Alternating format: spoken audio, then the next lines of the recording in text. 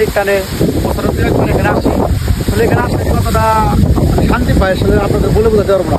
আমার নদী, চর, গজারির বন সব কিছু আমার এখানে আছে। একটু ক্যামেরায় দেখাই, যদি একটু দেখান। এখানে আমি শৈশবের বাল্যকাল কাটিয়েছি, অনেক টুক করে সাঁতার কাটিয়েছি, এখানে মাছ ধরেছি। মানে আমরা অ্যাকচুয়ালি মানে বলতে গেলে কুমিরের সাথে যুদ্ধ করে পড়েছি। মানে শহরে যারা থাকে তারা কিন্তু নদীতে ডুবতে এক ডুব দিয়ে যাইতে পারবে না, আমরা পারি। আমরা এই নদীতে মাছ ধরেছি অনেক। মানে আমাদের সাথে যদি কেউ শহরে বলার বাঙালিতে চায় জীবনও পারবে না, কারণ আমাদের দমটা অন্যরকম। আমরা দৌড়াদৌড়ি থেকে শুরু করে সকালে পেলে বাইরে বাড়িতাম, দাদি খেলতের মতো থাকতাম, মায়ে খুঁজতো, দাদি খুঁজতো, তারপরে গোসল গোসল করে বাড়িতে শহরে বলালে কিন্তু এটা পারবে না। আর এটা কিন্তু দেখাই শব্দটা দেখেন, শব্দটা কিন্তু শহরে পাওয়া যাবে না। এটা কিন্তু আমার নদীর পার। আর গ্রামের দৃশ্যটা দেখলে আরো মানে কি বলবো, আপনি অবাক হয়ে যাবেন, এত ভালো লাগবে।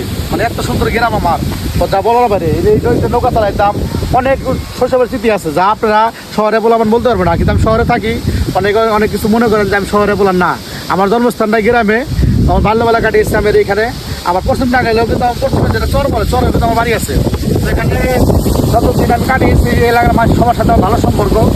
ভালোবাসা কিন্তু দেখা যায় কিনা যায় না, ভালোবাসা হচ্ছে মূল্যহীন, মূল্য হয় না। সকলেই আমার দাদা আমাকে দেখেন, সবাইকে জানে আমার আত্মস্থল থেকে খুব বড় ভালোবাসা, হাজার কোটি লাখ হলেও শুভেচ্ছা। তো আমি আপনাদের কিছু ভিডিও দেখাবো, সাথে থাকুন।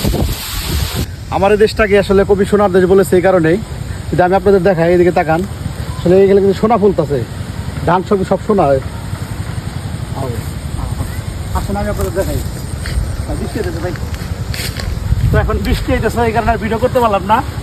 তো যদি কলা গাছটা দিয়ে দেখাও ভাই, জুম করে। সাধারণ সুন্দর দেখুন কলা গাছটা, আসলে কলা ধরেছে। আসলে অনেক কিছু পাওয়া যায় আমার এই দেশে। তো এই ধানগুলো আসলে কেটার পরে মানে যেটাকে খড় বলা হয়, এই খড়গুলো এখানে শুকিয়ে দিয়েছে, কিছু দানে আদি এখানে রেখে দিয়েছে। তো যখন কৃষকের ধানগুলো গোলায় তুলতে পারে তখন কৃষকের একমাত্র শান্তি।